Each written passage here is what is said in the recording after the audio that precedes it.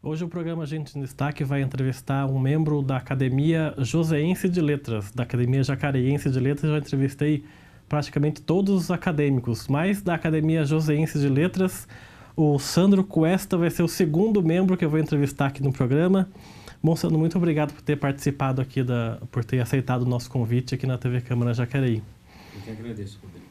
Vamos começar falando um pouquinho sobre a sua infância. Você tem uma história bem rica. Eu estava pesquisando um pouco a sua trajetória por meio da internet. A sua família, seu pai e sua mãe são cubanos? Na realidade, só o pai. A mãe é brasileira, né, de Mato Grosso, é Andradina, mas aí mudou para São Paulo. O meu bisavô, o avô, toda a geração masculina, a partir de pai, é cubana, origem cubana e espanhola. Descobri de novo que tem a Espanha também envolvida, que acho que é um sobrenome Santaella. Enfim, meu pai conheceu a mãe no Brasil e, enfim, estou aqui. Teve eu e tenho uma irmã, teria uma outra de 40 anos, mas ela não está entre nós mais. E, enfim. Mas ele veio para cá para trabalhar no Brasil? Não, ele veio para morar mesmo. Ah, é? Para morar. Ele veio para morar e trabalhar e, enfim. E aí conheceu minha mãe e deu certo. Não gostou do regime do Fidel Castro lá em Cuba? Não.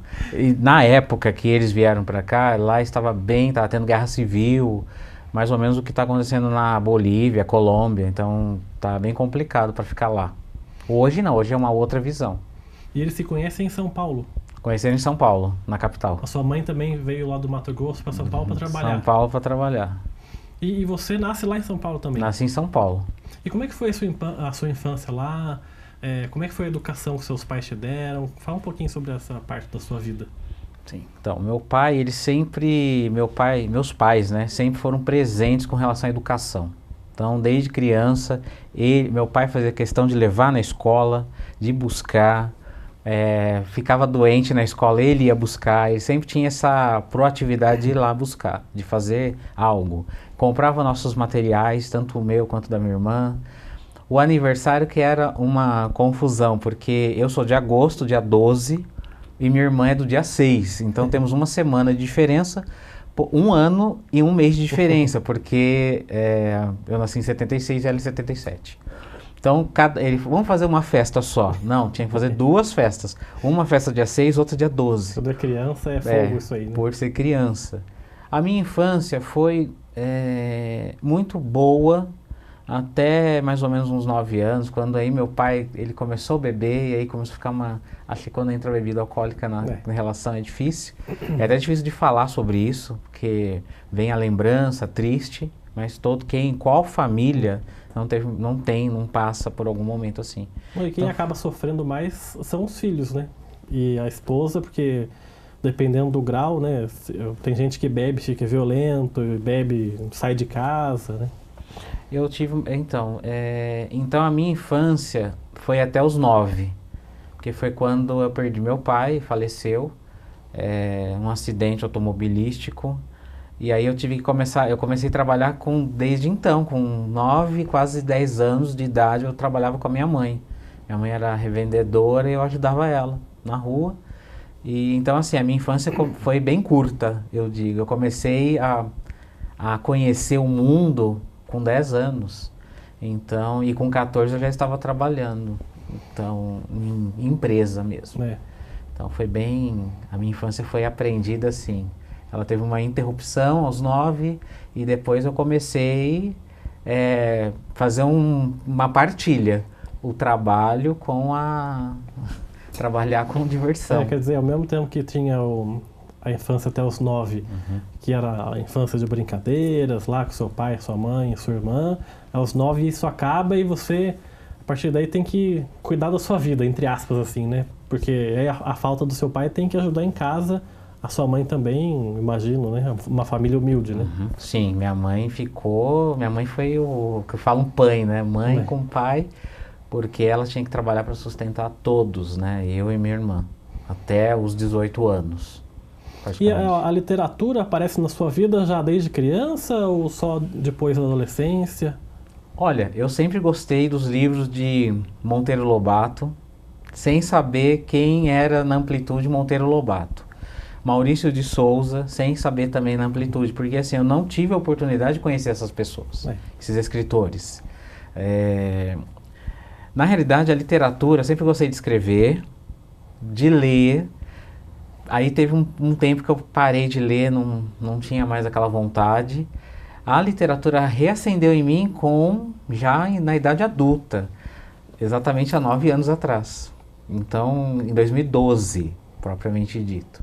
2012 que a literatura começou a fazer parte do meu íntimo, mas assim, com profundidade. Antigamente não, antes era só leituras obrigatórias, tinha vestibular, então tinha aqueles livros do Machado de Assis, do Lima Barreto, aqueles livros, todas aquelas, né, Camões, que tinha que ler e interpretar para fazer prova da FUVEST, prova da Unicamp, prova não sei da onde, e enfim, era só nessa época que eu pegava firme, depois não, depois eu já largava a mão, não gostava muito de ler não. Mas você falou, a gente estava conversando antes da gravação, que quando criança você costumava escrever poemas e nem sabia que estava escrevendo poemas, né?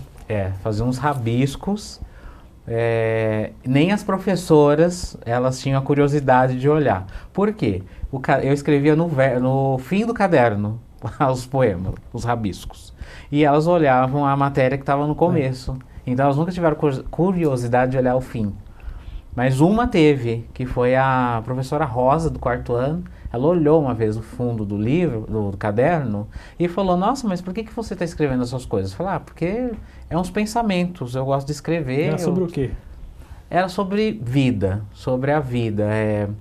O dia que eu apanhei da minha avó, minha avó tinha um rabo de tatu lá na casa dela, então quando ninguém fizesse arte lá no quintal... Explica o que é isso, esse rabo de tatu. Então, rabo de tatu é tipo um chicotinho, né?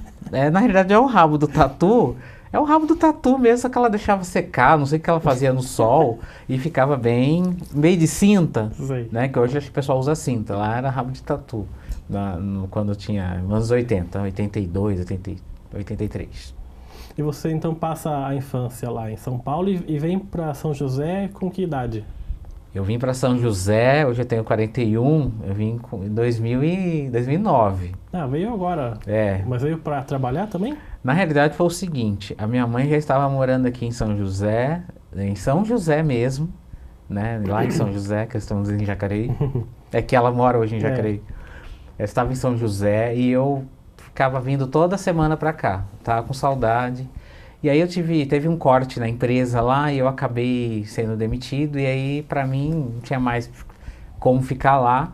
E eu acabei vindo para São José, para ficar com a minha mãe. Aí eu acabei arrumando a minha vida aqui em São José. Então eu comecei do zero, não conhecia nada, não conhecia a cidade, não tinha empresa nenhuma, nenhum contato, nada. Eu vim com a cara, fechei o olho e vim.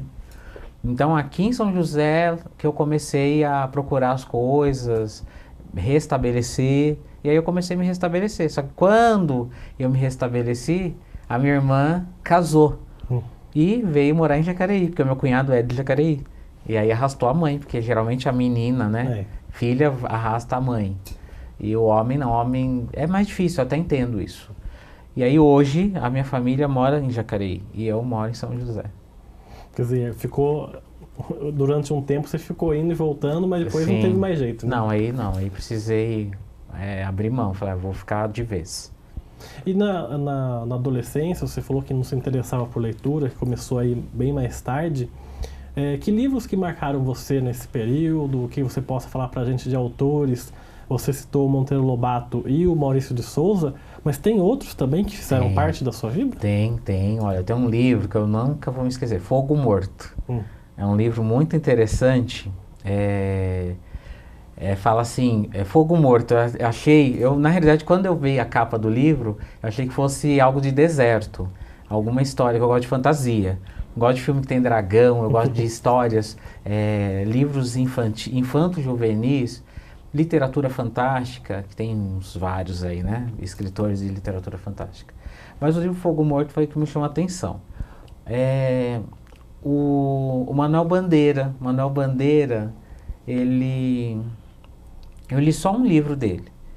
Mas eu gosto mais dos os escritores que eram pouco falados. Eu sempre fui fuçar. Solano Trindade, eu fui fuçar. Lima Barreto, eu me aprofundei muito no Lima Barreto. O Lima Barreto tinha uma escrita muito voltada para o social também. É.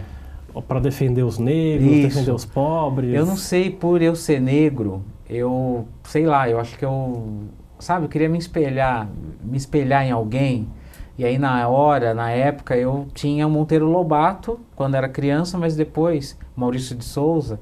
Mas o Lima Barreto foi por causa do vestibular.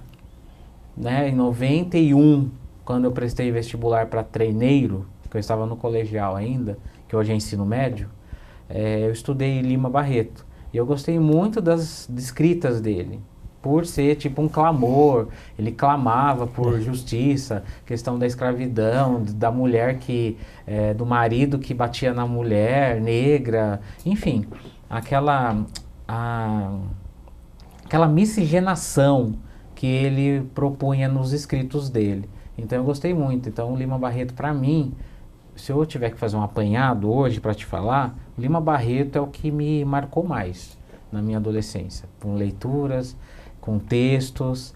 Eu não vou lembrar todos os textos dele, porque assim, eu leio muito. Hoje eu leio muito, vou ser bem sincero. E aí eu também faço produções minhas, então às vezes eu tenho medo de me precaver e misturar a leitura minha com leitura de escritor, porque eu ainda estou em fase de aprendizado. Né? Eu sou escritor em aprendizado. E você falou agora há pouco, né, que não se interessava por ler e lia porque era obrigatório para o vestibular, né, para essas provas.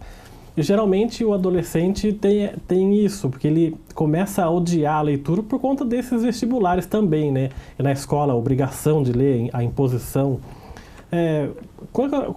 Que análise você faz disso? Tem como mudar nesse sentido do jovem poder gostar de livro de algum outro jeito que não seja esse aí? Então, isso é algo que nós estamos em 2017... e ainda persiste, né? Na minha visita às escolas, tanto de educação infantil, fundamental e ensino médio, eles são resistíveis a livros. Eles gostam de livros curtos que tenham uma história de princesa ou que tenha história de dragões, esses seriados, livros de série, eles gostam muito disso. Que depois vai tudo pro cinema, né? Isso, que vão pro cinema, né? Então aquela Thalita Rebouças, que é uma escritora que ela conseguiu cativar esse público infanto-juvenil com os livros dela, né? Então Diário de um Banana, que é uma outra série de livros que também consegue conquistar a criançada. Eu acho que é o seguinte: nós não podemos obrigar o aluno a ler, mas eu acho que a educação, as escolas, os professores mesmo, eles têm que criar algum mecanismo que faça com que o aluno tenha interesse sem forçar. Por exemplo, poesia. O gênero poesia, ninguém faz uma pesquisa. 90% dos alunos não gostam de poesias. Eles já falaram isso para mim. Eu sou poeta, eu vou na escola como poeta, me apresento como poeta.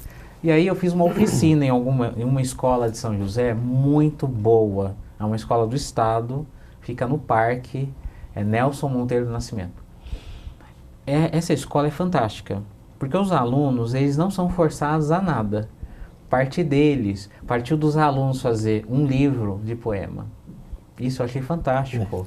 Do qual eu fui padrinho do livro, eu fiz o prefácio desse livro, que chama Miscelânea.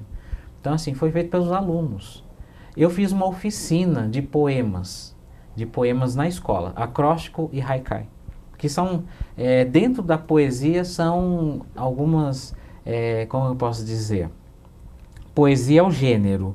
Dentro da poesia tem algumas maneiras de escrever poema. Tem aquele poema tradicional, que é o 5-4-5-4, tem o haikai, que é mais curto, tem o acróstico, que você usa iniciais, você quer falar Jacareí, vou fazer um poema sobre Jacareí, eu uso Jacareí, o nome Jacareí vai estar no poema, mas de uma forma diferente, ou na vertical ou na horizontal, né? Então, tem todas essas formas de trabalhar a poesia com o jovem. E deixar ele livre. O segredo é deixar ele livre. Porque nessa escola teve a experiência, eu deixei eles livres para fazer o que quiserem, eles fizeram o que quiseram.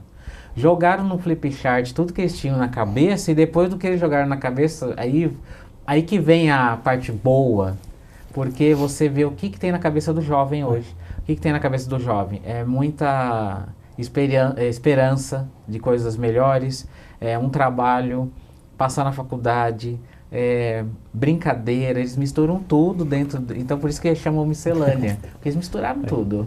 Eles misturaram o dia a dia, coisas tristes, ruins da escola, rotina, e transformaram em livro. Então isso para mim é fantástico. Alguns escritores são difíceis para o aluno trabalhar. Vou citar exemplo Cassiano Ricardo. Cassiano Ricardo... Justo Cassiano Ricardo, patrono da academia da qual faço parte. Mas os meus colegas confrades e confreiras sabem disso. Alguns poemas de Cassiano são dificílimos de saber, de entender, de saber o que ele estava querendo passar. Sabe, o mais fácil, Jeremias Sem Chorar.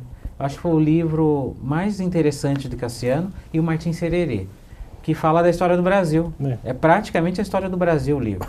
Então aquele livro é fantástico para as escolas trabalharem nas suas salas. Porque quer saber do Brasil? Martim Sererê.